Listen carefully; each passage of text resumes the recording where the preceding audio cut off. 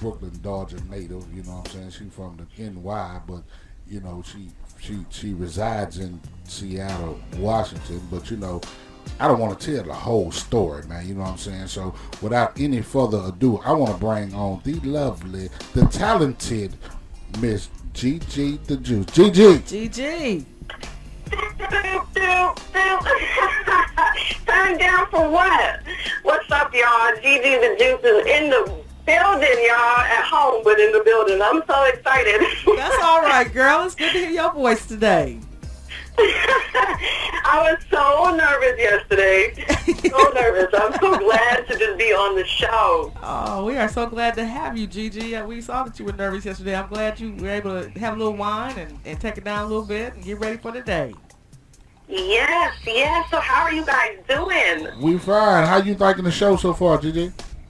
I love the show. I really love the show. You guys unite people, and that's what's up. Before I get somewhere else in the conversation, do you mind if I give a couple shout outs? You know what I mean? I'm from Brooklyn, so that's just what we do. It's custom. Do your thing. Do your thing. Awesome. I want to give a shout out to my whole support system. So first and foremost, my hubby, who I know is listening, he is my rock. He helps me get through everything. He's awesome. My franchise partner, who is a genius. All my friends who support me and encourage me. Star, Donnie, Kristen, I love you guys. All the newest people I run into. You barbers out there are awesome. Very supportive. Shout out to Rico Rich the Barber, who's put himself out there and told me if I ever need help, I can call on him. Another shout out to NY the Barber 718 and his brand Barbet. You guys are awesome. So after all that, we can get into the show now. That's all right. That's good. You know what I'm saying? Hey, because that tells me one thing that I'm listening. When you have that big of a support team, you know what I'm saying? It's people that really have a bunch of confidence in what you're doing as well. Yes. It's all about the people. If you don't have a good team, you don't have nothing anyway. You ain't lying about that. Teamwork makes the dream work, right? Amen. Well, you know what? Tad kind of led in, and he started to say something about one coast, and then he said something about another coast. So tell us where you're from and exactly what you do. So I'm originally from Brooklyn, New York. That's Hey. Yeah, Brooklyn, East New York. Straight from the streets. No, I'm joking. Not from the streets. It was just a brownstone. But I'm originally from New York, and I ended up in Seattle because of my mom. I stressed her out. I'm not even going to pretend. New York is a lot, and I was a lot. So she ended up shipping me out here before I graduated school because I dropped out of school a couple times, and I needed to get my mind right. So Seattle's a lot more toned down and relaxed. Outside of the 12th man, they're turned up. But she brought me out here to sort of bring it down a couple notches so I could focus. Well, that's all. And it helped. Well, let me ask you this. What made you choose the beauty industry at large? And where you place your energy inside of it? Say that again because I can't hear you that well. What made you choose the beauty industry? My grandfather told me when I was much younger, he was like, you need to either be a lawyer because of your mouth or you need to get in the beauty industry. And I remember growing up on my street, to the right of me was a beauty salon, and to the left, a little further up the block, was a barber shop. And I can just remember people, going in and coming out transformed. And then I started doing neighbor's hair. I was young, but I started doing little girls' hair, styling hair, doing braids and dreads on the stoop, and I got addicted to the transformation. I got addicted to that person being completely transformed into someone else, new personality, new attitude, new look, new everything. And so I decided that I wanted to go that route.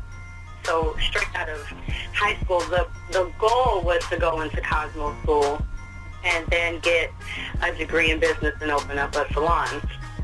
But since I don't really like school and I love the beauty industry, I figured let's get the hard part out of the way. So I went to school first And some years later, now I'm just getting back into getting my Cosmo license out of the way. Well, that's all right. That's all right. We got to start somewhere. We got to crawl before we can walk, and we got to walk before we can run. But it sounds like you're ready to run off with it. And I was ready to run off years ago. That's all right. I'm going to catch up right now. Tell me about your passion for makeup and some of the things and the new things you're doing with makeup. You know, that's funny because makeup was an accident. I didn't have no innate passion for makeup originally.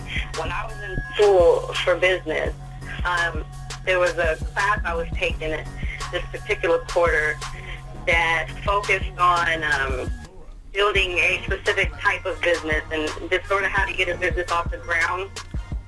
And I decided at the time to try and put something practical to it so that I could learn it better. So I decided to start a business. I knew that whatever business I started, it needed to be something that wasn't going to pull me away from work, school, because I was doing both at the same time. So I thought, what could I do online?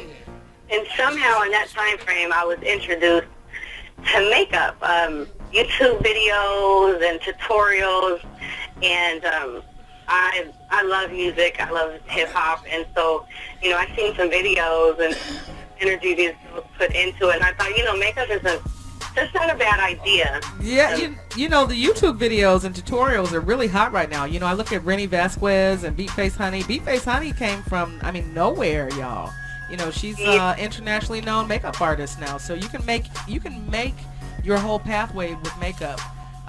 It's a full free market there. Look at Iris Bellin. There's so much going on Instagram and YouTube with makeup.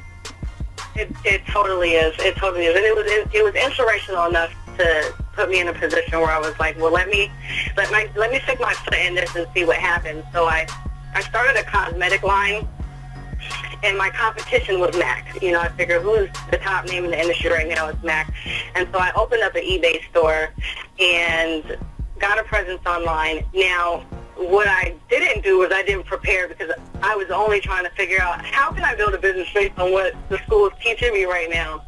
What I didn't anticipate was it blowing up. And so it just overcame me. It was so much fun, but it completely overcame me. I couldn't fill every order that was coming in by myself. I didn't have enough money to expand because it was just a startup. Well, that's awesome. With your line, you live in Seattle, so I know you're living in a multicultural city. Tell me about your multicultural clientele. You have colors, something about darker shades with that titanium dioxide. It's a big hurt for us in our community as women of color. So they either go too orange or it just goes too ashy. So I asked Stephen Coleman earlier what his tip was to keep the ashiness down. What would be your biggest tip for the ladies out there that are finding shades that make them look like they just got out the coffin? If you're putting something on that's making you look ashy, that's an immediate red flag that you're going too light. It's unfortunate that you don't find too many brands right now, which I'm pretty sure that's going to change. But you don't find too many brands that are specifically catered to people of color. And the three things that make up the skin tone is melanin, hemoglobin, and keratin. And so a lot of people of color have a lot of yellow-brown in them or yellow-red. Mm-hmm. And I noticed that a lot of companies tend to put a lot of more red and pink in their color. Right. And so you end up looking too brown, too tan, when in fact you're just, you're a nice yellow brown. So it's a little hard. I would say as a person, if you're struggling with that, pick more than one foundation and just mix your own.